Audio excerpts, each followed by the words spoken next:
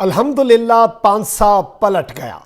Chief justice Pakistan Umar Ata Bandial की कामयाब हिकमत अमली ने पूरे का पूरा मंजरनामा ही बदल दिया।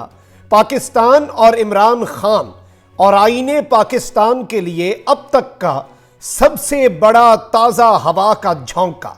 जबकि पीडीएम लुट चुकी है और चीफ जस्टिस की कामयाब हिकमत अमली से पूरे का पूरा सिनेरियो अब किस तरीके से बदलने जा रहा है। और वो मुलाकात हुई है जिस मुलाकात के हवाले से तमाम तर इम्कानात को रद्द कर दिया गया था और हर मुमकिन कोशिश की गई थी कि किसी भी सूरत हालात ठीक ना हो सकें। बिस्मिल्लाहिर्रहमानिर्रहीम, अस्सलाम वालेकुम नाज़रीन कराम, मैं हूं मखदूम शहाबुद्दीन और आप देख रहे हैं मेरा फेसबुक और यूट्यूब चैनल। उम्मीद करता हूं आप सब लोग बखैर वाफियत होंगे और जहां भी होंगे अपने अहले खाना समेत खुश भी होंगे और महफूज भी। नाज़रीन कराम, एक जानिब पाकिस्तान में मुआशी अदम इस्तेहकाम, इकोनॉमिक क्राइसिस है, पॉलिटिकल क्राइसिस है, मॉरल क्राइसिस है, कॉन्स्टिट्यूशनल क्राइसिस है, तो वहीं आपने देखा कि इस मुल्क के अंदर 1997 की तर्ज पर जुडिशल क्राइसिस भी जन्म ले चुका और पाकिस्तान के अंदर अदलिया, आला तरीन अदलिया और ऑनरेबल सुप्रीम कोर्ट के अंदर वाज़े तकसीम और दो ग्रुप्स, यानी कि एक ग्रुप चीफ जस्टिस उमर अता बंदयाल और दूसरा ग्रुप जस्टिस काजी फाइज ईसा। गुज़श्ता 2-3 हफ्तों के अंदर जो कुछ हुआ वो सारा मामला आपके सामने है। जिस तरीके से जस्टिस काजी फाइज ईसा ने बहुत सी दफा बहुत से मामलात के अंदर चीफ जस्टिस को भी बाईपास कर दिया, बहुत से मामलात के अंदर वो बहुत आगे निकल गए। उन्होंने नोट तहरीर किया जिसमें चीफ जस्टिस का बनाया गया 6 रुकनी बेंच उसे मुतकब्बिराना आमरीत की धुंध में लिपटा कमरा अदालत कह दिया, उसके फैसले को मानने से इनकार कर दिया। चीफ जस्टिस वाले इख्तियारात इस्तेमाल करते हुए रजिस्ट्रार को हटाने के लिए काबीना को खत लिख दिया। इस तरह की बहुत सी चीजें जस्टिस काजी फाइज ईसा ने की। वहीं दूसरी जानिब चीफ जस्टिस के 184(3) के इख्तियार के ऊपर जस्टिस काजी फाइज ईसा ने भी जितना वो उसके ऊपर कदगन लगा सकते थे उन्होंने 2-1 के फैसले से हाफ़िज़े कुरान वाले केस में वो भी सुना दिया हुआ था।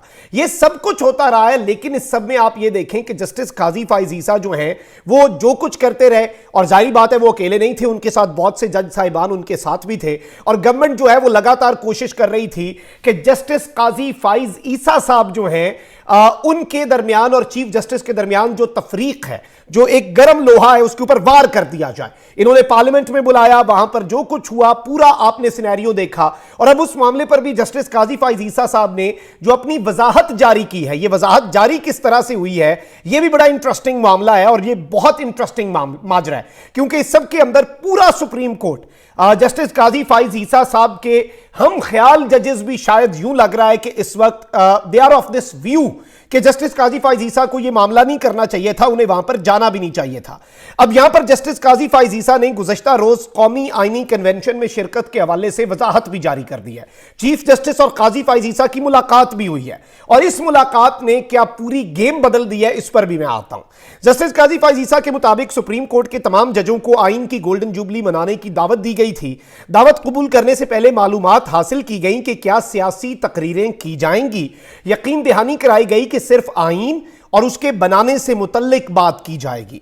पहले मेरे अमले और फिर खुद मैंने बराह रास्त स्पीकर से इस नुक्ते की वजाहत करवाई। वजाहत मिलने के बाद ही मैंने दावत कबूल की। आइन के साथ इजहार यकजहती करना चाहता था। उन्होंने कहा कि मुझसे पूछा गया था कि तकरीर करेंगे तो मैंने माजरत की, लेकिन जब बाज़ तकरीरों में सियासी बयानात दिए गए तो फिर मैंने बात करने की दरख्वास्त की। मुंतज़मीन ने पाकिस्तानी तारीख का खुसूसी अहमियत का हामिल दिल मनाने के लिए सबको दावत दी थी।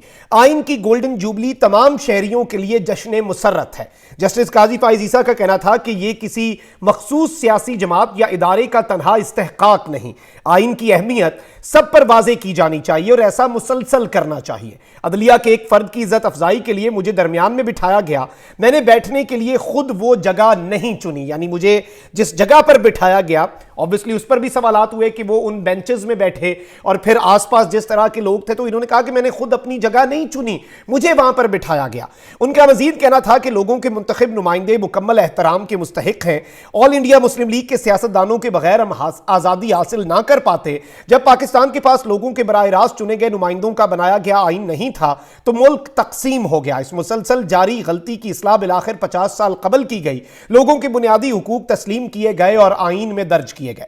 जस्टिस काजी फाइज ईसा के मुताबिक तमाम पाकिस्तानियों की निजात आईन की पाबंदी में है। शहरियों का बेहतरीन मफाद इसमें है कि तकसीम का बीज ना बोया जाए। अब यह तकसीम सुप्रीम कोर्ट में भी है वैसे, लेकिन उन्होंने कहा कि शहरियों का इसके अंदर ही हल है कि किसी किस्म की इस मुल्क के अंदर कोई तफरीक जो है वो ना हो और तफरीक का जो बीज है वो ना बोया जाए।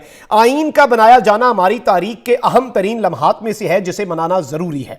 अब ये जो वजाहत है इसके अंदर बहुत सी चीजें सामने आ रही हैं। इसके अंदर जो अल्फाज हैं वो बड़े इंपॉर्टेंट हैं। जस्टिस काजी फाइज ईसा की वजाहत जाहिर करती है कि वो अपने साथी जजेस की तरफ से काफी प्रेशर भी था और एक एक चीज की अपने तकरीर की वजाहत, अपनी जगह की वजाहत जहां पे वो बैठे, और मलबा जो है उन्होंने डाला है कि जी इन्होंने मेरे से कमिटमेंट की और इन्होंने सियासी तकरीरें कर दी। अब इस सब के अंदर एक और चीज जो मेरे लिए ज्यादा इंपॉर्टेंट थी वो नाज़रीन कराम ये थी कि जस्टिस काजी फाइज ईसा की वजाहत जो है ये बात बड़ी अहम है कि वजाहत PRO ऑफिस की तरफ से जारी की गई है। PRO ऑफिस से कोई चीज भी chief justice of Pakistan justice Umar Ata Bandial की मंजूरी के बगैर जारी नहीं होती। यानी ये खत जो है ये सुप्रीम कोर्ट के बाज़ाब्ता तौर पर पब्लिक रिलेशन ऑफिस जो है उसकी तरफ से जारी हुआ है। अगर चीफ जस्टिस चाहते तो ये जो वजाहत है ये जारी होने से रुकवा देते, फिर justice Qazi Faez Isa on his own ये जो वजाहत है ये जारी कर सकते थे, लेकिन इस सब के अंदर उन्होंने ऐसा नहीं किया, जो कि बहुत खुश आइंद है और जो कि बहुत अच्छी चीज है कि चीफ जस्टिस ने बड़ेपन का मुजाहरा किया। This is not the first time कि honourable chief justice Umar Ata Bandial जो है उन्होंने बड़ेपन का मुजाहरा किया है।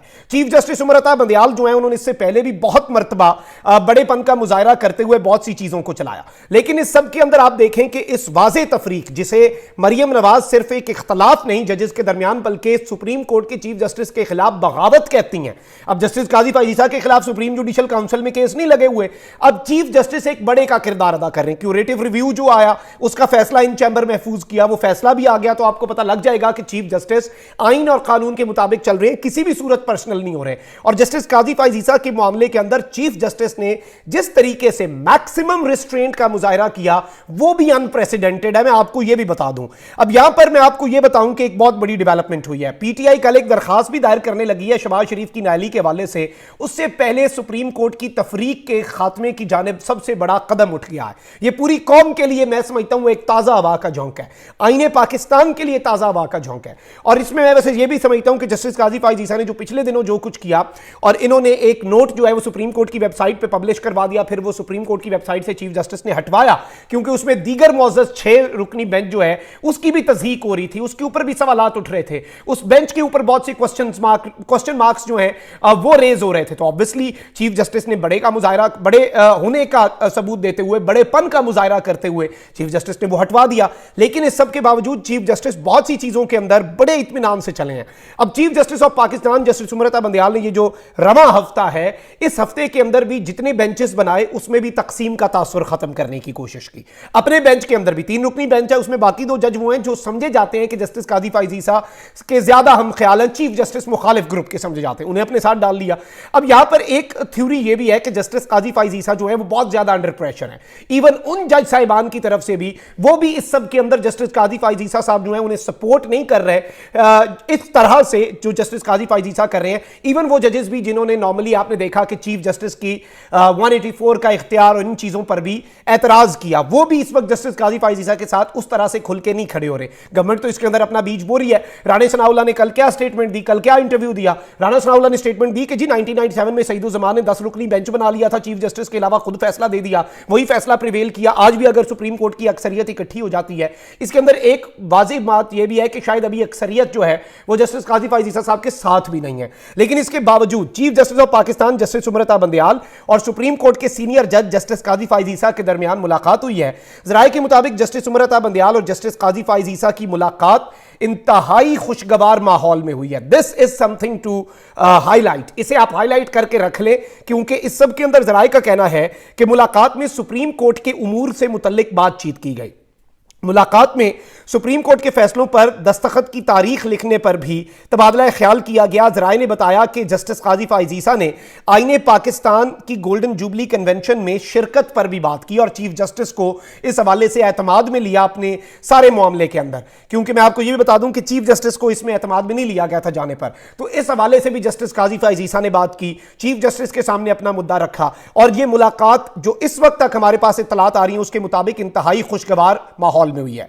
मतलब अगर इस सब के अंदर justice Qazi Faez Isa chief justice of Pakistan की बात मान लेते हैं तो फिर आईन और कानून की बात होगी। तफरीक खत्म होने से पीडीएम जो है वो खाली हाथ रह जाएगी। वैसे भी पीडीएम ने काजी साहब के साथ ज्यादती ही की है और ये काजी साहब अब खुद भी अपनी वजाहत के अंदर कर चुके हैं कि पीडीएम ने काजी साहब को ट्रैप किया है और काजी साहब के साथ बड़ा इन्होंने हाथ किया है, उन्हें बिठा के अपने दरमियान, वो आपको लगता है कि ये फमे काके हैं, इन्होंने काजी साहब को वहां पे बिठाया और फिर इन्होंने वो तकरीरें की गारंटी देने के बावजूद। यानी काजी साहब ने कहा है कि इन्होंने अपनी यकीन दहानी से ये पीछे हटे हैं, इन्होंने जो बातें की हैं सियासी, मैंने बात भी कोई नहीं करनी थी, मैं सिर्फ बैठने गया था, लेकिन मैंने बात भी इसलिए की क्योंकि सियासी बातें हो रही थी, मैं वजाहत देना चाह रहा था।